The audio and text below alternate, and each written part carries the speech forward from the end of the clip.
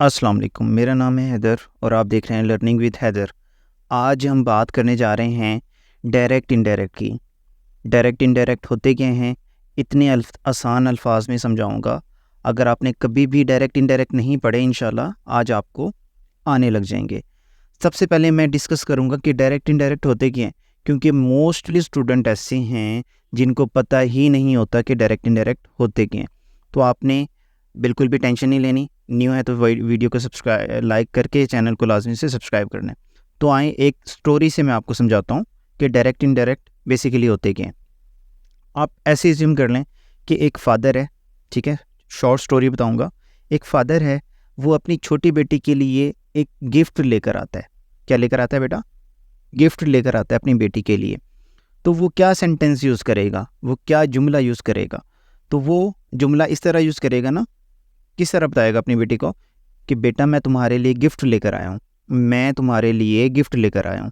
अभी थोड़ी देर के लिए आपने इस जुमले को अपने जहन में रखना है ताकि आपके डायरेक्ट इनडायरेक्ट क्लियर हो जाए। तो क्या कहेगा? मैं तुम्हारे लिए गिफ्ट लेकर आया हूँ। अब इसकी जो छोटी बेटी है, वो यही बात, अपने फादर की यही बात वो अपने छोटे भाई को बताती है, अपने भाई को बताती है। तो वो कैसे बताएगी? जाहिर सी बात है, वो जब अपने भाई को बताएगी वो अपने लफ्ज़ों में बताएगी, वो एज इट इज़ सेंटेंस नहीं यूज़ करेगी जो उसके फादर ने यूज़ किया था। उसके फादर ने क्या यूज़ किया था? मैं तुम्हारे लिए गिफ्ट लेकर आया हूँ। वो उसी बात को अपने लफ्ज़ों में कह देगी। कैसे कहेगी? कि पापा ने मुझे बताया कि वो मेरे लिए गिफ्ट लेकर आए हैं। सेंटेंस चेंज हुआ, उसने क्या किया? अपने लफ्ज़ों में बात को कह दिया, अपने फादर की बात को अपने लफ्ज़ों में कह दिया। ज़ाहिर सी बात है वो फादर की एज इट इज़ कोट नहीं कर सकती थी। तो यही चीज़ डायरेक्ट इनडायरेक्ट कहलाती है। किसी की भी बात को अपने लफ्ज़ों में आगे किसी को बता देना डायरेक्ट इनडायरेक्ट कहलाता है। इसी के डिफरेंट नेम होते हैं। इसको डायरेक्ट इनडायरेक्ट भी कह देते हैं, कुछ लोग इसको नरेशन भी बोल देते हैं, कुछ लोग इसको रिपोर्टेड स्पीच भी बोल देते हैं।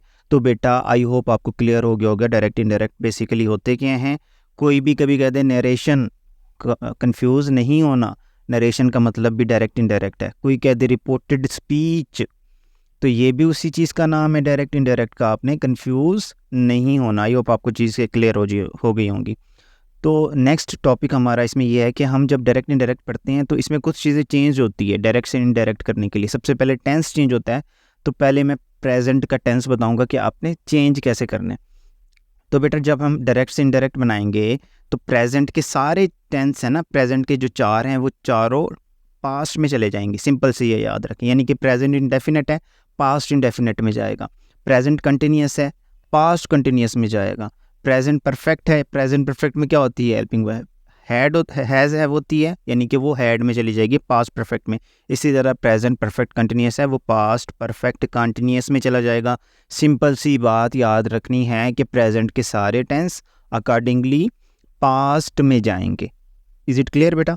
ये प्रेजेंट की बात हो गई। अगर प्रेजेंट का टेंस है तो आपने सारे पास्ट में उसको कन्वर्ट कर देना है अकॉर्डिंगली। अब नेक्स्ट बात कर लेते हैं पास्ट टेंसेस की। पास्ट वाले पास्ट में ही रहेंगे, चेंज होंगे। कैसे होंगे? यानी कि पास्ट इंडेफिनिट है, वो बेटा जाएगा पास्ट परफेक्ट में। ठीक है, अगर पास्ट इंडेफिनिट है किस में जाएगा? पास्ट परफेक्ट में। इसी तरह पास्ट कंटिन्यूस टेंस दिया हुआ है तो जब डायरेक्ट से इनडायरेक्ट बनाएंगे वो किस में चला जाएगा? पास्ट परफेक्ट कंटिन्यूस में। ठीक है बेटा, क्लियर है यहाँ तक? और लास्ट आपने ये याद रखना है पास्ट का कि अगर पास्ट परफेक्ट आया हुआ है यानी कि हैड आया हुआ है तो वो नो चेंज है, वो चेंज नहीं होगा। बस पास्ट में इतनी बातें याद रखनी है। पास्ट परफेक्ट अगर टेंस है यानी कि हैड आया हुआ है तो वो चेंज नहीं होगा, नो चेंज। इस तरह से ये तीनों आपने जस्ट याद रखने हैं पास्ट के। चलिए अब पास्ट की बात कर लिया तो हम क्यों ना फ्यूचर की भी बात कर लें। तो फ्यूचर तो बहुत ज़्यादा ईजी है। फ्यूचर में आपने बेटा क्या याद रखना है? फ्यूचर में सिंपल याद रखना है। फ्यूचर का मतलब क्या है? विल। अगर आपको विल शो हो, आपने जस्ट उसको वुड में कन्वर्ट कर देना है, सिंपल। और कुछ भी याद नहीं रखना बेटा, वुड में कन्वर्ट करना है। फ्यूचर यानी विल है तो आप उसमें किस में भेज देंगे? फ्यूचर इन पास्ट, वुड में कन्वर्ट करेंगे। आई होप आपको टेंसेस की समझ आ गई होगी। इस तरह आपने टेंसेस को करना है। एक और चीज़ चेंज करनी होती है, प्रोनाउन। प्रोनाउन आप कैसे चेंज करेंगे वो मैं आपको बता देता हूँ बेटा। प्रोनाउन ये मैंने चार्ट आपके लिए बनाया है, ख़ुद बनाया है ताकि आपके लिए ईजी हो जाए। इसको थोड़ा सा समझ लें। समझने वाली चीज़ मोस्ट इम्पोर्टेंट डायरेक्ट से इनडायरेक्ट में यही चीज़ें हैं। एक तो टेंस होता है, एक प्रोनाउन चेंज होता है। प्रोनाउन चेंज में बच्चे बहुत ज़्यादा गलतियां करते हैं, तो आपसे आपने गलतियां नहीं करनी और इंशाल्लाह आप गलतियां नहीं करोगे। तो इसमें बेटा क्या है, इसमें ये है, आप 3 चीज़ें याद रखोगे पहले कि 3 पर्सन होते हैं, यानी कि एक फर्स्ट पर्सन होता है, एक बेटा सेकंड पर्सन होता है, एक होता है थर्ड पर्सन। अब ये फर्स्ट पर्सन क्या है? फर्स्ट पर्सन होता है बेटा जो बात कर रहा होता है। फॉर एग्जांपल मैं आप अभी बात कर रहा हूँ और आप मेरी बात को सुन रहे हैं। मैं क्या हूँ? आई, मैं फर्स्ट पर्सन हूँ। इसी तरह वी, आई की जगह वी भी तो हो सकते हैं ना, मैं की जगह हम भी तो हो सकते हैं। तो हम क्या हो जाएगा? वो भी फर्स्ट पर्सन। तो क्या क्या चीज़ें हैं फर्स्ट पर्सन में? आई और वी। इसी तरह सेकंड पर्सन क्या होता है? सेकंड पर्सन बेटा होता है जो हमारी बात सुन रहा होता है, यानी कि मैं अभी बात कर रहा हूँ ना, आप मेरी बात को सुन रहे हैं, आप सेकंड पर्सन है। इस सेकंड पर्सन होता है क्या? यू क्या है बेटा? सेकंड पर्सन है। और इसी तरह थर्ड पर्सन क्या है? मैं बात कर रहा हूँ, आप मेरी बात सुन रहे हैं। हम जिसकी बात कर रहे होंगे, यानी कि ही हो सकता है, शी हो सकता है, नाम हो सकता है, यानी कि मैं बात कर रहा हूँ अली की, अली इधर प्रेजेंट नहीं है और हम अली की बात करें, तो वो क्या है? Third person. इसी तरह प्रोनाउन भी हो सकते हैं ना, ही, अली की जगह ही यूज़ हो जाए, शी यूज़ हो जाए, तो ये भी क्या है? ये थर्ड पर्सन है। अब फर्स्ट पर्सन में क्या आते हैं? आई, वी। सेकंड पर्सन क्या है? यू। थर्ड पर्सन क्या है? ही, शी, दे, इट। यहाँ तक क्लियर है? अब जो ये मैंने बताया ये सब्जेक्टिव केस है। ये कौन से केस हैं? Subjective case. अब इनको आपने याद करना है। इनके पोजेसिव केस क्या होते हैं? आई का पोजेसिव केस हो जाता है माई और उसका ऑब्जेक्टिव केस होता है मी। ठीक है, अब ये क्यों याद कर रहे हैं? ये इसलिए याद करने हैं, जब आप डायरेक्ट में अगर आपका पोजेसिव केस लगा हुआ है ना, फॉर एग्जांपल डायरेक्ट में फर्स्ट पर्सन का पोजेसिव केस लगा हुआ है, यानी कि माई लगा हुआ है, तो आप उसको जब चेंज करोगे ना, तो आपने पोजेसिव केस ही लगाना है। जब मैं डिटेल से बताऊंगा आपको, एग्जांपल से आपको समझ आ जाएंगे। बस ये आपने इसको सेव कर लेना है, इसको जो मैंने शार्ट आपको दिया है।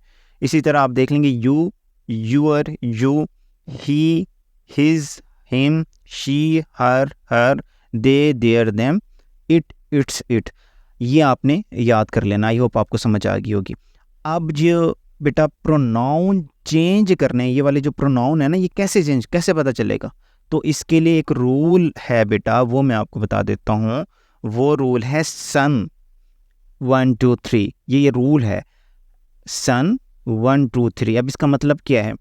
एस फोर बेटा होता है सब्जेक्ट, ओ फोर बेटा होता है ऑब्जेक्ट, एन फोर होता है नो चेंज। अब 1 2 3 का क्या मतलब है? 1 2 3 का मतलब है बच्चे, 1 का मतलब है फर्स्ट पर्सन, 2 का मतलब है सेकंड पर्सन, 3 का मतलब है थर्ड पर्सन। अब इसको चेंज कैसे करोगे? अभी प्रोनाउन का चार्ट मैंने दिखाया, फर्स्ट सेकंड थर्ड पर्सन हमने पढ़ लिया ना। अब इसको चेंज कैसे करोगे? इसको आप चेंज करोगे अगर तो फर्स्ट पर्सन आया हुआ है, यानी कि आई या वी आया हुआ है, या उसकी पोजेसिव केस आई हुई है, या objective case I. I hope आपको यहाँ तक समझ आ रही होगी। इसी तरह सेकंड पर्सन, यानी कि ऑब्जेक्ट है, सेकंड पर्सन है, तो वो किससे चेंज होगा? ऑब्जेक्ट से चेंज होगा, बाहर के ऑब्जेक्ट से चेंज होगा। इसी तरह थर्ड पर्सन है, वो किससे चेंज होगा बेटा? नो चेंज होगा। एक चीज़ याद रखिएगा कि सेकंड पर्सन ऑब्जेक्ट से चेंज हो रहा है, और अगर रिपोर्टिंग स्पीच में, यानी कि बाहर वाली, कामास के बाहर वाली, यानी कि ही सेड तक या ही से तक रुका हुआ है और ऑब्जेक्ट है ही नहीं। आप अभी तो पढ़ा है आपने कि सेकंड पर्सन ऑब्जेक्ट से चेंज होना है, लेकिन अगर ऑब्जेक्ट बाहर है ही नहीं तो एज्यूम कर लेंगे कि वहाँ पर मी है, वो बात मुझे कही जा रही है, तो वहाँ पर मी एज्यूम कर लेंगे। ठीक है, अभी आपने क्या पढ़ा? फर्स्ट पर्सन सब्जेक्ट से चेंज होगा, सेकंड पर्सन ऑब्जेक्ट से, और थर्ड पर्सन नो चेंज, वो चेंज नहीं होगा। थर्ड पर्सन क्या होता है? ही, शी। ठीक है, ये सारे होते हैं, ये नो चेंज होते हैं। चलें बेटा आगे चलते हैं। अभी मैं एक सेंटेंस लिख रहा हूँ, इसको आप गौर से देखें। ये इस तरह के आपके सेंटेंस होंगे। He said I teach you English, इस तरह से होता है। एक जो सेंटेंस होता है वो कामास के अंदर होता है, जैसे कि आई टीच यू इंग्लिश, और एक होता है बाहर वाला जो ही सेड भी हो सकता है, ही सेड टू मी भी हो सकता है, ही सेज भी हो सकता है, ही सेज टू मी भी हो सकता है। तो वो जो बाहर वाला सेंटेंस होता है ना, he said to me, he says to me, तो उसको कहते हैं रिपोर्टिंग स्पीच या रिपोर्टिंग वर्ब। और जो अंदर वाला कामास के अंदर जो होता है उसको कहते हैं रिपोर्टेड स्पीच। क्या बोलते हैं बेटा? Reported speech. याद रखना है, अब आगे मैं कहूँगा ना ये रिपोर्टेड स्पीच, तो आपने जहन में एकदम में ले आना है कि सर किसकी बात कर रहे हैं, कामास के अंदर वाले पोर्शन की। और अगर मैं कहूँगा रिपोर्टिंग स्पीच तो आपको पता होना चाहिए बाहर वाले पोर्शन की बात कर रहे हैं। अब हमने 6 सेंटेंसेस के डायरेक्ट इनडायरेक्ट पढ़ने हैं। तो डायरेक्ट इनडायरेक्ट 6 सेंटेंसेस कौन कौन से हैं बेटा? वो फर्स्ट है असर्टिव सेंटेंस, सेकंड है इंटेरोगेटिव सेंटेंस, थर्ड है इम्पेरेटिव सेंटेंस, फोर्थ है एक्सक्लामेटरी सेंटेंस, फिफ्थ है बेटा ऑब्जेक्टिव सेंटेंस, और लास्ट वन सिक्स है हमारा यूज़ ऑफ लेट। ये 6 सेंटेंसेस के बेटा मैं आपको डायरेक्ट इनडायरेक्ट समझाऊंगा। आज हम फर्स्ट सेंटेंस का पढ़ेंगे, और अगर आज आपने असर्टिव को पढ़ लिया, असर्टिव के रूल याद कर लिए, आपके इंशाल्लाह फिर आगे इशू नहीं होगा। असर्टिव का बेटा हम सबसे पहले बता देते हैं असर्टिव होता है क्या। असर्टिव बस सिंपल स्टेटमेंट होती है, ठीक है। सब्जेक्ट से स्टार्ट होती है रिपोर्टेड स्पीच, कॉमर्स के अंदर वाली स्पीच, और आखिर में फुल स्टॉप होता है, ये याद रखना। इसका रूल क्या है? फर्स्ट रूल है रिपोर्टिंग स्पीच या रिपोर्टिंग वर्ब भी कह देते हैं। रिपोर्टिंग स्पीच अगर विद ऑब्जेक्ट है, यानी कि सेड के साथ, सेड के आगे क्या लिखा हुआ है? He said to me, he said to her, तो ये क्या है? सेड के आगे कुछ है तो वो क्या है? विद ऑब्जेक्ट हो जाता है। तो अगर विद ऑब्जेक्ट है तो सेड टोल्ड में जाएगा, जब हम डायरेक्ट से इनडायरेक्ट बनाएंगे तो टोल्ड में चला जाएगा। इसी तरह से रिपोर्टिंग स्पीच अगर सेड के साथ कुछ भी नहीं है, ही सेड है या ही सेज है, रुक गया है वहाँ पे, विदाउट ऑब्जेक्ट है, यानी कि विदाउट ऑब्जेक्ट है, तो वो सेड का सेड ही रहेगा, से का से ही रहेगा, सेज का सेज ही रहेगा। और थर्ड जो हमारा रूल है वो ये वो क्या है बेटा? रिपोर्टिंग स्पीच अगर से है या सेज है, से है या सेज है, और वो विद ऑब्जेक्ट है, यानी कि विद ऑब्जेक्ट क्या है? से या सेज के साथ टू मी हो सकता है, टू हर हो सकता है, तो वो किस में जाएगा? टेल में या टेल्स में चला जाएगा, विद ऑब्जेक्ट हो। और अगर बेटा रिपोर्टिंग स्पीच से या सेज है, वो विदाउट ऑब्जेक्ट है, यानी कि से के आगे टू मी नहीं है या सेज के आगे टू मी टू हर वगैरह नहीं है, जस्ट से या सेज पे रुक गई है, तो वो से कन्वर्ट कैसे होगा? वो से ही रहेगा, सेज ही रहेगा। इस तरह आपने चेंज करना है। कंजक्शन क्या लगेगी? यानी कि कामा आप हटाओगे, डायरेक्ट से इनडायरेक्ट बनाते हुए कामा हटेगा तो क्या लगेगा? दैट लगेगा, यानी कि कंजक्शन क्या लगेगी? दैट लगेगी। कामा हटा के आपने दैट लगाना है, सिंपल। आई होप आपको ये रूल, ये देखें, ये रूल आपको फिंगर टिप पे आने चाहिए, ये अच्छे से याद कर लेने हैं आपने, यही सारी गेम है। चलिए एग्जांपल देख लेते हैं। लास्ट हमारी स्लाइड आ गई है, इसमें हम एग्जांपल देखेंगे। एग्जांपल मैं आपको बता रहा हूँ, इसको अच्छे से देख लें और फिर आपने बाद में प्रैक्टिस करनी है एक एक चीज़ की। तो बेटा फर्स्ट एग्जांपल है अली सेड। अब ये अली सेड पे रुक गया, यानी कि ये विदाउट ऑब्जेक्ट है, ठीक है। Ali said I am reading the book. Tense कौन सा है? आई एम रीडिंग। एम किसकी वो है बेटा? ये प्रेजेंट कंटिन्यूअस की हेल्पिंग वर्ब है, ये प्रेजेंट कंटिन्यूअस का टेंस है, तो प्रेजेंट कंटिन्यूअस किस में जाएगा? पास्ट कंटिन्यूअस में। अली सेड का सेड ही रहेगा, अली सेड, काम हटा के क्या लगेगा? दैट लगेगा। और इसको हम अब प्रोनाउन चेंज करना है। आई है, आई क्या है? फर्स्ट पर्सन, किससे चेंज होता है? सब्जेक्ट के, तो बाय सब्जेक्ट क्या है? अली है।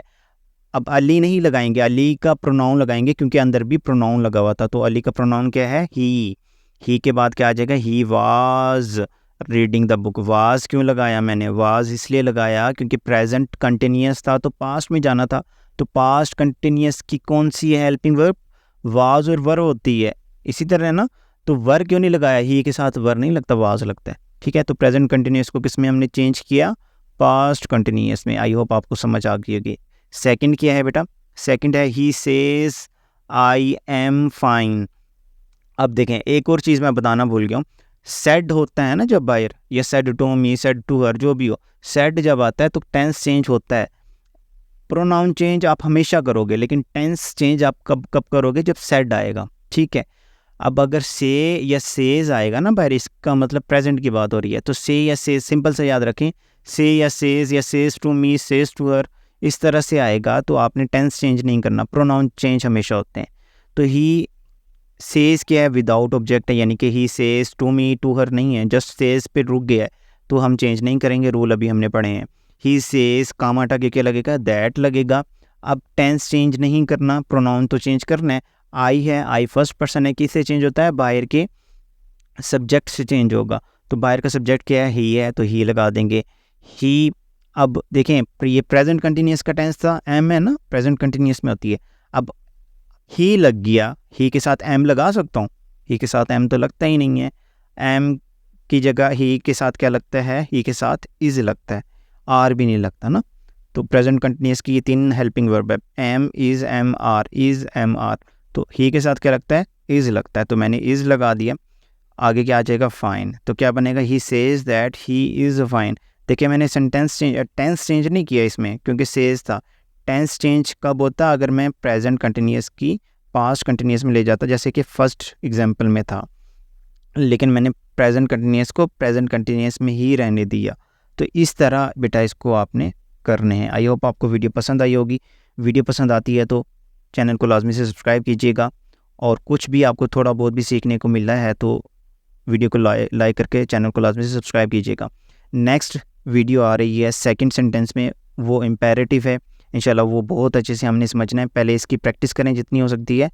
इंशाल्लाह मिलते हैं नेक्स्ट वीडियो में, जब तक के लिए अल्लाह हाफिज़।